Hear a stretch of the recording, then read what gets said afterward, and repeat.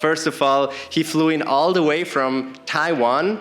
He's an angel investor. He successfully funded 2 startups before. I think starting your own company or startup in university is both a challenge and an opportunity, right? The challenge is that you have to manage your time well. And I think the opportunity cost of failure is also lower, right? Like you're not, for example, say quitting your day job to do this, right. and you're not investing in a lot of your own capital to do this. So even if you fail, you're just falling back to being a regular student, right? So this is why I encourage people to try earlier and also fail earlier, right? Like the earlier you fail, the earlier you will find success later on, right? I love that. Yeah. Yes, that's great. Growth mindset. How did you know that it was time to sell it? So I wouldn't say it's a matter of timing, but rather a matter of like having the right match. Got it. What are the biggest takeaways from these 2 startups that you founded and that you can share for other founders, startup founders listening today? I think first takeaway is that identify a problem that you see around you that you want to solve and think about how to monetize from that problem.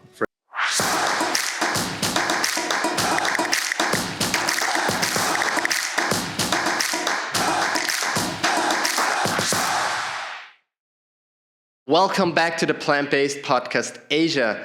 I'm your host, Nick, and together we go to this journey to inspire, educate, and connect. Today we have a very valuable guest on the show. His name is Edward Young. Welcome to the show. Thank you. So let's introduce Edward a little bit and why he's such a special guest today. Well, first of all, he flew in all the way from Taiwan. He's an angel investor, and more than that, he successfully funded 2 startups before. So he founded the startups, sold them, and now you're in the investing space. Like, I'm very, very excited to talk with you today about what you've done, what you're doing now, and then about the angel investing that you're doing. So once again, big welcome to the show. Thank you, Nick. I'm honored to be here. You told me it's the 3rd time for you in Chiang Mai, Thailand. Yeah, that's correct. How do you like it here? I love it. I like the climate. I like the environment. Also, just being around the numerous attractions here, like the temples and the elephant sanctuaries. I love being around the elephants and also feeding them. Touching them. Beautiful. Nice. So you've been to the sanctuaries before? Yes, definitely. That's amazing. Yeah. Is the climate similar somewhat to Taiwan a little bit here? So it is similar to where I currently live in, which is southern Taiwan. It's in the tropics. Northern Taiwan is a bit colder and in the subtropics. I see. Yeah. Wow. So you were born in Canada and then you were educated in the US. Yes. But you were actually you're raised here in Asia, and you're living in Asia now, right? Correct. So I was born in Canada originally. My parents were graduate students in Canada. But then at the age of 3, my entire family moved back to China, where they were originally from. So that's where I grew up. I went to an international school in China, which allowed me to be further educated in the US for my college education. And then after that, I worked in the US for a few years before moving back to Asia, but now I'm settled in Taiwan. And it's also during my college years that I had my first and second startup experiences where we were working on some interesting problems to solve at that time. Yeah. Okay, and I think I want to dive right into that, solving those problems, creating solutions, and then found this startup. So you started very early. It was during your college years that you founded your first startup. Now, can you share with the audience what was that about? Yeah, and then sure. you talk about your second company, of course. I went to University of California in the Silicon Valley. So it's a place known for its startup and innovation spirit. Right. So it's quite common for students to be able to, for example, join an incubator or be enrolled in a class to start their own business, usually in the IT or web application space. So my first startup was called Travel Box. It was with a group of friends or classmates from the same class. We were looking at personalized travel planning. So at that time, we realized that the pain point in the market is that people usually go to these travel websites like Expedia or Trip.com to book, for example, plane tickets or hotels. And then sometimes you can get some packages like plane tickets plus hotels, but it was never really like personalized to their favor. For example, you could choose, for example, the type of accommodation that you want to be, for example, eco-friendly, or you will, for example, like a low-cost or low-emissions airline. So we were looking at, for example, if you could enter some of your personal preferences into your setting, and then we would generate the search results based on that. Wow. And then that startup was later, when we're looking at exit options, when people were leaving the class and continuing on to their studies, we're looking for mainly like acquisition for our. That was the idea from the beginning, right? Yeah. So we were later on. This idea was adopted by another major travel company. So that was a successful exit, which led us to finding the next startup idea, which was it was called Eco Drip. Before we get into that, sure. To Travel Box first. How many years was between founding to acquisition, and how many founders were involved? So there were 5 of us. Usually we operate within a team of 5. And then it was only from the initial idea to exit was only a year. Yeah. What? Yeah. How is that possible? Well, that's probably possible in the Silicon Valley, in the rapid changing. Yeah. Right. The rate and the IT space too, right? I mean, it's not really possible, I guess, if you're building a plant-based burger or plant-based cheese company, right? For sure. Yeah. I guess there. Yes, you could say that the turnaround time and also the rate at which we moved was pretty fast. We didn't need to, for example, have any hardware facility being built to build our product. We could build our product on the web, or But what did you build? So you did build an app, or yes, you did? We built an app. We built a website. It was a minimum viable product that we were able to demonstrate our idea that the company who acquired us could take on to further develop into, for example, as a separate feature onto their original website, or as a separate product on their offering. Yeah. So then you sold that company, that startup, and you had already ideas for the next one, or? Yeah, for sure. So right during the few years I was in college in California was experiencing some serious droughts, mainly due to the effects of climate change. So at that time, I could remember, like, for example, we could have free water here, but at that time, I remember when we were dining in restaurants, it was not always given that they would provide free water to you unless you ask. Wow. So the drought was that serious that there were measures to save water all over California. What year are we talking here? This is about 12 years ago, so 2012, 2013, 2014 era. Same time when I was actually in California also during that time, yes. Yeah, I remember that. Yes. Right. So as you know, for example, in North American households, people would have front yards, backyards. They have a lot of grass or plants that they have, and then they have these really old school, like built in the 1960s to the 80s era irrigation systems that just turn on and off during a certain time of the day to irrigate or water their plants or their grass. Right. So these systems are really old school. They do a purpose well, which is they turn it on and off really on time and well. So the user can set the time when it should turn on and off, or is it just random? No, so you can set the time. You can set the time like manually, for example, and then it will turn on and off for example 5 minutes for the day, and that will have enough water for the plants. I see.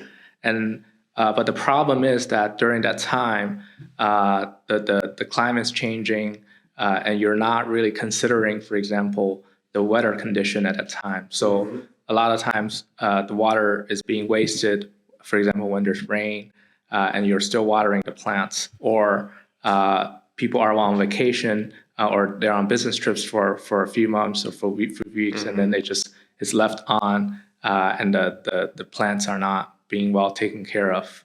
So our device was to smartly control the irrigation system to have the big data analysis from the weather forecast, from the environment, from the climate.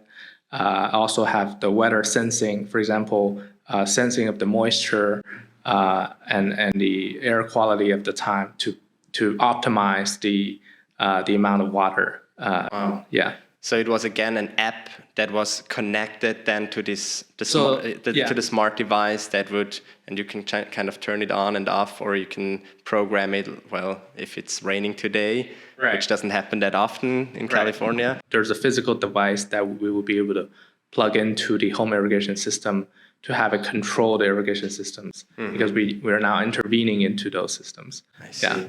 Wow.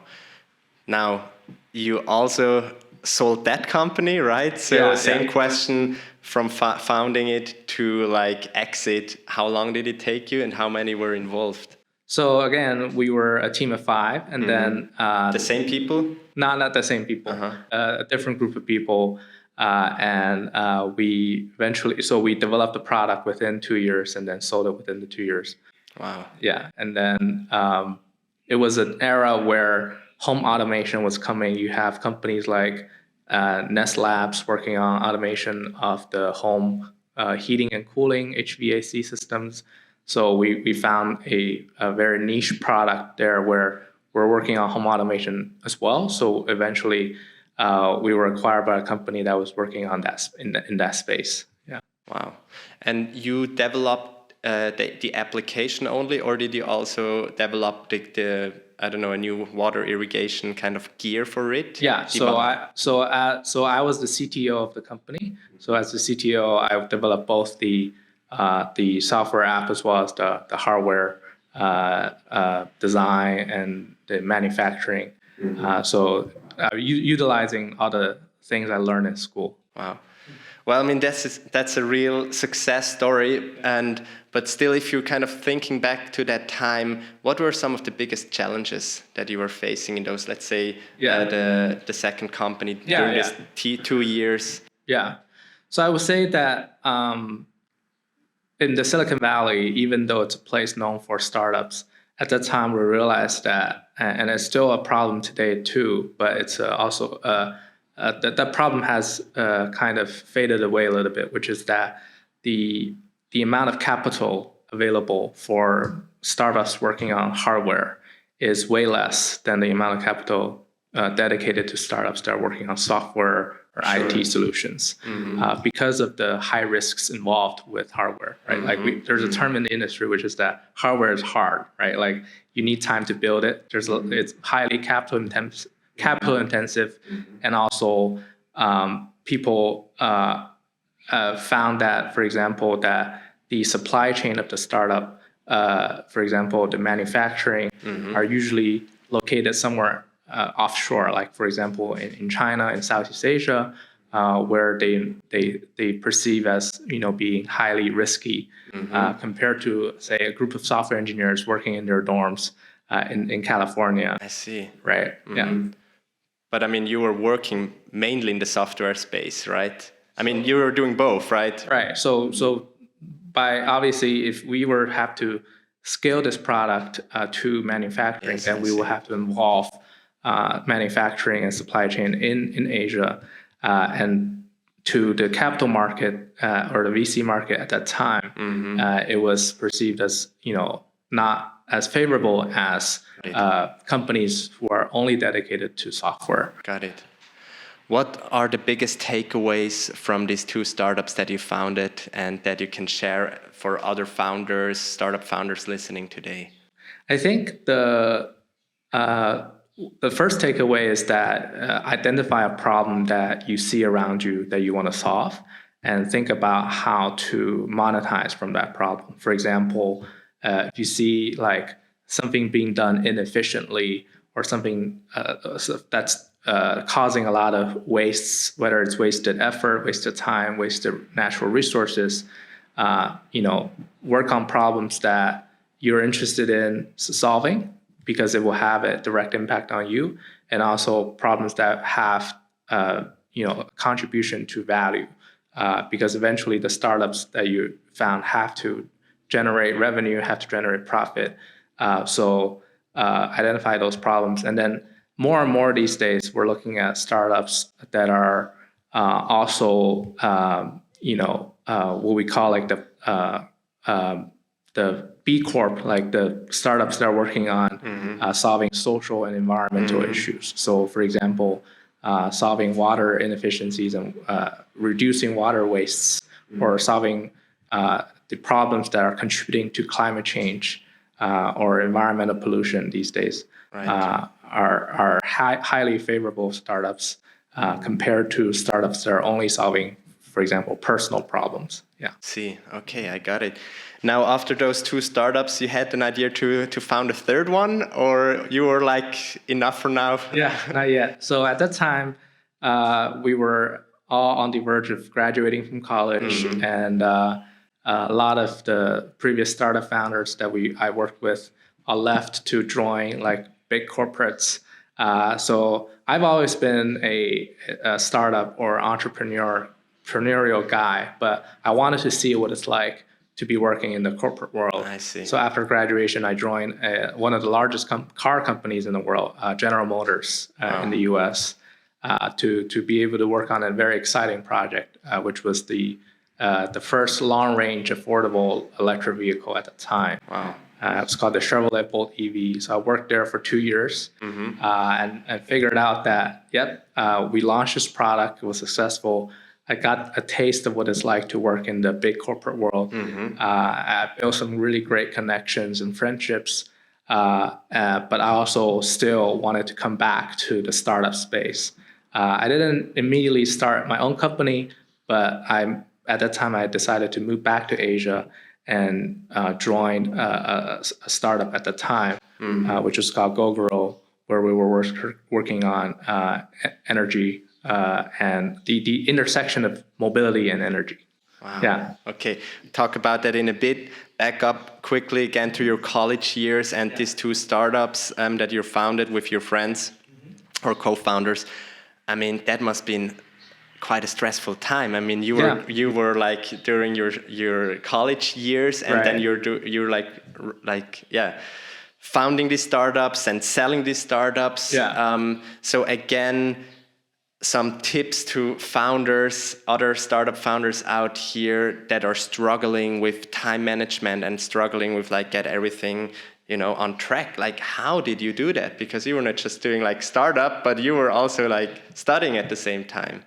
Yeah, I think one. Or just didn't sleep. I think it's both. I think starting your own company or startup in university is both a challenge and an opportunity, right? The challenge is that you have to manage your time well, but the opportunity is that you're, for example, that the resources that you're getting from your university is tremendous. For example, if you encounter a problem that you can't solve, you are right next to a great institution that has a lot of experiences in those, right? So for example, like I said earlier, for example, when we were developing our app, our software, or our hardware, we were utilizing the knowledge that we learned in school. So we could also consult with our professors, even though they didn't know our true intentions of building this product, but we would be asking those questions and getting answers directly, or we would be collaborating with a group of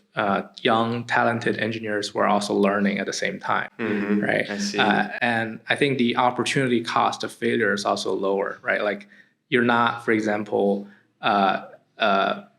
say quitting your day job to do this, and you're not investing in a lot of your own capital to do this. So even if you fail, you're just falling back to being a regular student, right?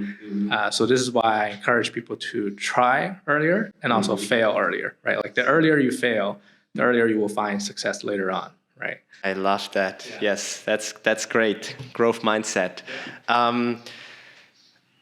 Well, I think you already touched on my next question, but what was it that made you succeed twice? I mean, you already said, okay, identify the problem, create the solution, make sure it's scalable, make sure it can be profitable, of course, but still, I mean, there are millions of startups out there probably, and you probably know the percentage rate better of how many that fail, right? Yeah. So, and still there are many great ideas out there, but still so many fail. So is it just the solution that is addressing the problem and is scalable and profitable, or what other factors are involved to success? And now by success, I obviously mean, you know, like growing the company, making it profitable, and then also now talking the startup space to actually exit being acquired. Yeah, I think if you define success as having successful exits, yes, I think a certain degree of perseverance and luck were at play there. I wouldn't say that we were entirely successful in our original objectives, which is to actually grow the company into being, for example, one of the like the major brands that you see that influence the market behavior. For example, in North America today, and unfortunately, travel planning is still done via the major websites, even though they have become better over the years. And also, home irrigation is still largely non-automated and very manual. So we didn't actually achieve the success that we envisioned at the beginning. We were also constrained by, you know, our own resources and the environment at the time, which was that a lot of startups eventually do go through exits through being acquired, and after being acquired, they lose control of the company, right. You know, into the direction of the company that acquired, right? So, but I think the key to, let's say, if we now define success as being having successful exits, I think it's also it's key to to elaborate and prove your vision through the product you're building. Like, for example, when we introduced our company, it wasn't just solving home irrigation through automation. It was more like we would introduce it as a solution that would contribute to solving the problem of climate change. Right. So bring the big picture into the product you're building. And still, you mentioned one word here, luck, which I think is quite an interesting one. It's one of my favorite questions. Honestly, I ask many people, successful people or other like entrepreneurs, do you believe in luck? And you don't need to answer the question like yes or no, but still is something that came up before. So you would say there is always also luck involved, right? Yeah. So I do believe that the element of luck is always at play here. For example, when we were pitching our ideas to investors, and we were elaborating on these issues of climate change and water and drought to them, you know, I would say, for example, maybe 10 to 20% of the investors can relate, actually, because they also have a home, have a front yard and backyard, and we happen to be situated in California with that, where that's a problem. Let's say if we didn't find any investors that could resonate with our problem, that they didn't know that this was a problem to begin with, they didn't understand why we needed to solve it, then obviously we wouldn't have found the later success that we did. Yeah, I see. One more question to your startups before we move on to what you're currently doing. How did you know that it was time to sell it? Or was it more like you were just constantly pitching to these companies and kind of trying to being acquired? But then still, how did you know it was time? Because I think, again, this is a crucial question, right? We can kind of miss the right point. Right. And so I wouldn't say it's a matter of timing, but rather a matter of like having the right match, right? Whenever it arises. For example, the companies that were interested in acquiring us, do they have the larger platform to bring this product into a a larger space, or for example, basically to bring more influence to it, to have more people be able to experience it. I think that was one of the crucial factors that we were looking at. As startup founders, we have this daily struggle of making those daily decisions every day, right?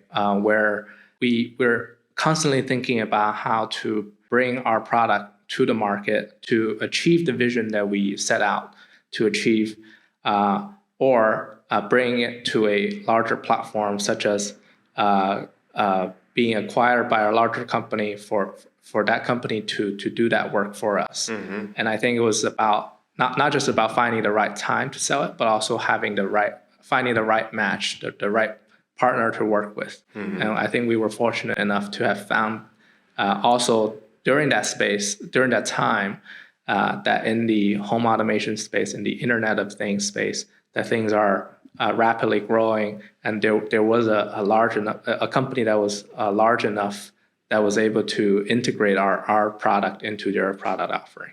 Wow, great. Thank you. Thank you so much for tuning in today. And this is only half of the story, so please hang on for the second episode with Edward Young next week. We will dive into the plant-based market scene in Taiwan and Greater China. And for you that are startup founders yourself, he's also going to share some further tips and also what he as an angel investor is looking at before he is investing in your startup. So thank you so much for tuning in, and I'll see you next Tuesday. What is interesting going on from an angel investor perspective right now in Asia in the plant-based space? The range of industries that are in, and also the scale that they're in, they're very different from in the US. What's different? So, for example, the company Swiss Cheese is a great example, right? That the plant-based startup scene here in Thailand is just something that I've never seen elsewhere in the world. Let's take Swiss cheese, our product, for an example. If you talk to anyone on the streets in Taiwan about plant-based cheese, I don't think they know what it is. But I think if you show it to them and then actually have them try it in a pizza, in a sandwich, in a pasta, I think people will love it. What do you wish to see in this world? I hope eventually people are not choosing plant-based diet because they're contributing to a cause or a charity, but because they're choosing a better product or even a cheaper product for themselves, because it's better for their health, it's better for the environment, it's better for their wallet as well.